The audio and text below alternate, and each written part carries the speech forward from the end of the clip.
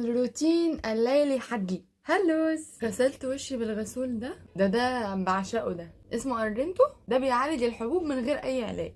بعد كده بغسل سناني. ده الكفر بتاع الفرشه، ودي الفرشه دي من اورال بي. هي ميزتها ان الفرش بتاعتها ناعمه قوي، وفي حته من ورا كده عشان اللسان.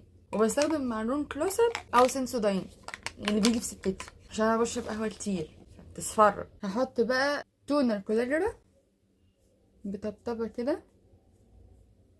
ولو عندي اي حبوب، انا حاليا مفيش الحمد لله. لو عندي اي حبوب ببل قطنه بكلينسول وامسح بيها مكان الحبايه، بس حاليا الحمد لله مفيش. بعد كده هحط ميه ورد، سيرم هايلورونيك، مرطب لوشي من سيرافي صبط، مرطب شفايف. مفيش ابسط من كده. في حالة لو انا خارجة بستبدل المرطب والسيرم بجل الصبار، سواء ده او ده، بس طبعا مع اختلاف السعر، فبتاعت ليو اغلى سيكا. وبعدها بحط بديل الفاونديشن، ده بحط منه نقطتين 3، بيخلي شكلي روعة في الصور لو انا خارجة يعني مع اصحابي وكده. واخترت النوع ده لانه بمية الورد، فهيرطب ويدي سن التفتيح كمان. بس طبعا برضو لازم لما اروح اغسل وشي واعمل الروتين بتاعي زي الميك اب بالظبط. ده سبراي كده بحطه على فروة راسي، لسه بجربه جديد.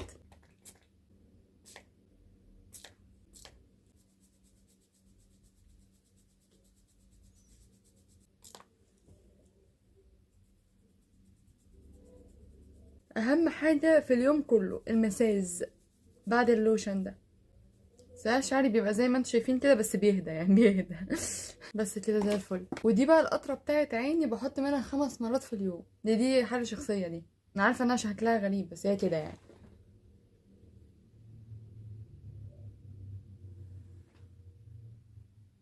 وبقفل تاني بس كده. بتكفي 3-4 مرات، حلوة يعني للعين.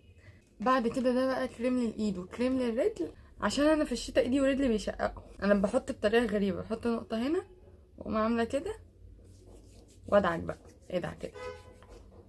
وبحط على ضوافري برضو، بتبقى لذيذه يعني. وبحط هنا على المعصم. ساعات بحط لوشن لجسمي كله، بس الجو ساقعه وانا مش قادره.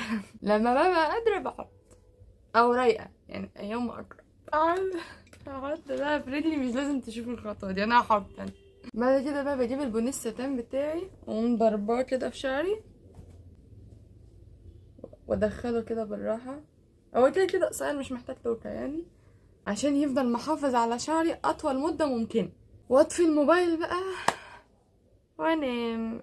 جود نايت، باي.